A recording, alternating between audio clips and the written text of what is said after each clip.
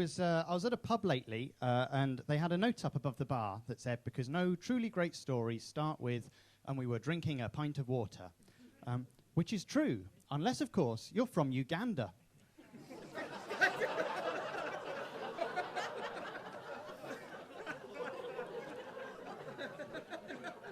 Where it's 20 miles to the well and another 30 to the hospital. But I was queuing. I was stood behind a priest who was ordering a glass of red wine. Obviously, Jesus had forgotten his ID, couldn't help him out that night. And the priest insisted on paying using chip and pin instead of by contactless, which confused me, because I always thought that the Catholic Church was against the use of protection for their transactions.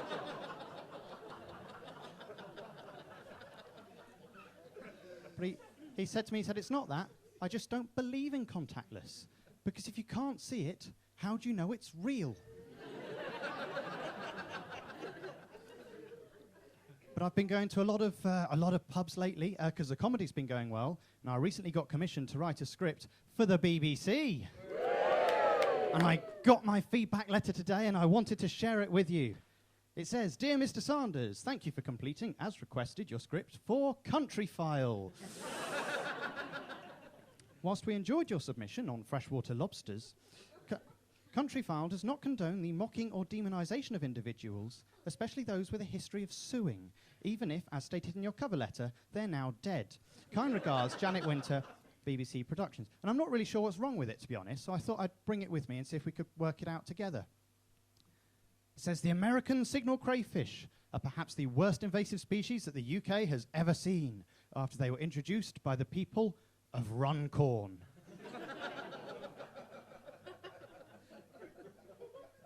And the government now want these vermin exterminated, but some have suggested that's harsh on the people of Runcorn.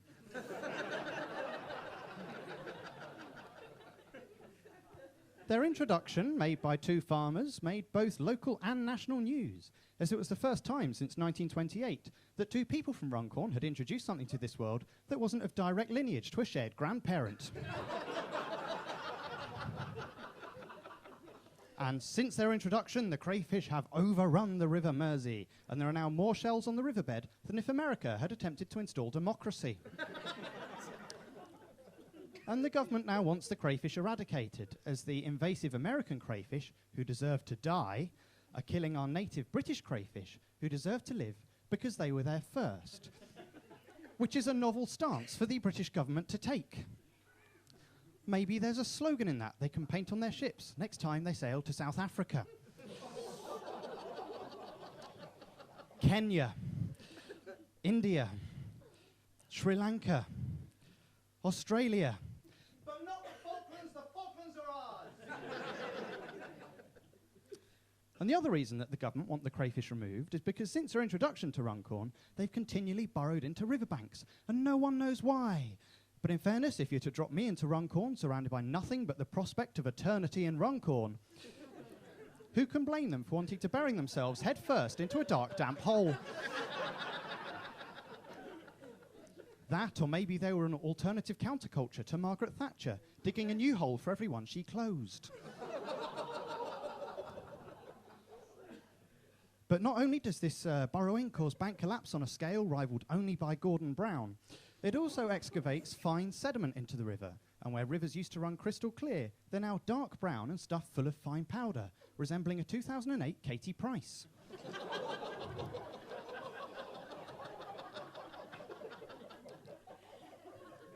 And this sediment has negative impacts on the fish. It causes their bodies to become unnatural, like Katie Price. It reduces their cognitive ability, like Katie Price. And it reduces their chance of being able to find a partner and breed, not like Katie Price. But many have suggested that the crayfish should be allowed to stay, as their life cycles fit perfectly with that of Runcorn, as their toothless existence continually inbreeds, before neglecting to raise their children and dying at the ripe old age of 25. Now, I spoke to producer Janet. Turns out she's from Runcorn. She said to me, "Harry, we're not all inbred." And she showed me tattooed on her knuckles the words hate and stereotyping.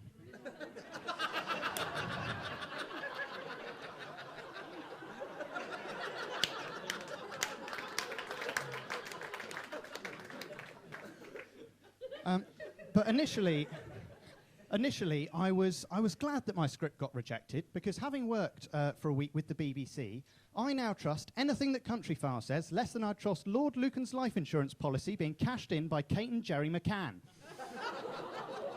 Right. And the reason I don't trust them anymore is because whilst we were there, we were doing this piece about how if there were to be a nuclear explosion, the only survivors would be beetles. Have you heard this?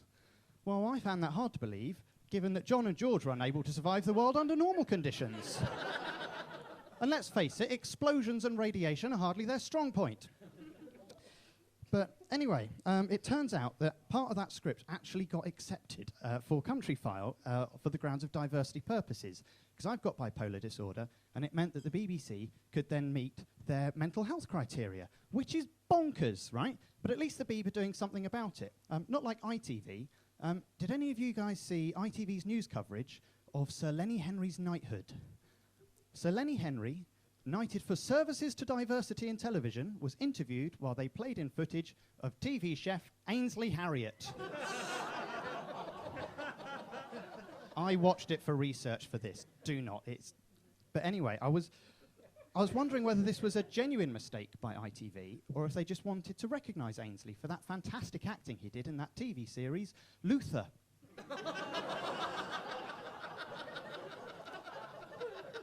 And after 27 years of imprisonment by the South African government, what a guy.